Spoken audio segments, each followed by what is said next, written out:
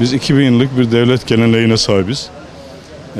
Bu tabii ki bu gibi söylemler, eylemler Türkiye Cumhuriyeti ve 2000 yıllık devlet geleneğine sığmıyor.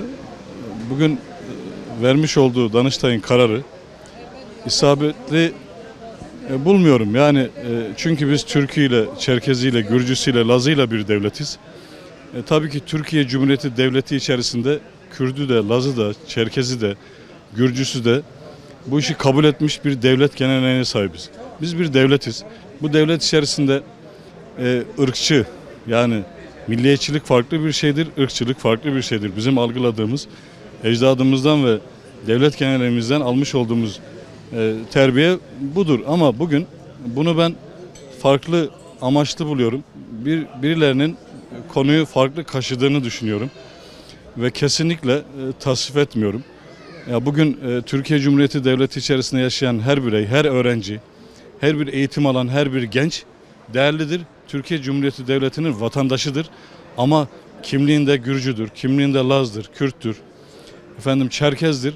Ama bunu tutup bu etnik kimlik içerisinde, yani geniş evrensellik içeren bir devlet geleneği içerisinde bunu bugünlerde dayatmanın anlamı yoktur. Biz bunu tasvip etmiyoruz. Kesinlikle karşı çıkıyoruz. Bundan daha önemli mevzular var. Eğitim camiamızın eksiklikleri var. Onlar konuşulsun.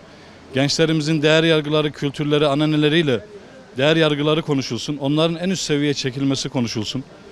Bugün konuşulacak çok mevzu varken bu mevzuyu gündeme taşımayı amaçlı buluyorum.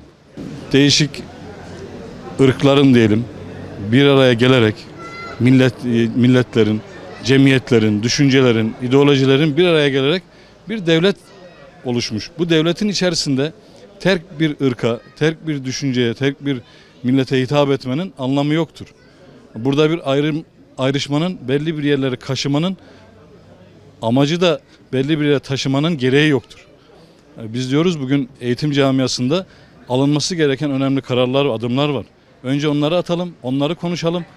Bunları ben basit buluyorum, küçük buluyorum ve amaçlı buluyorum.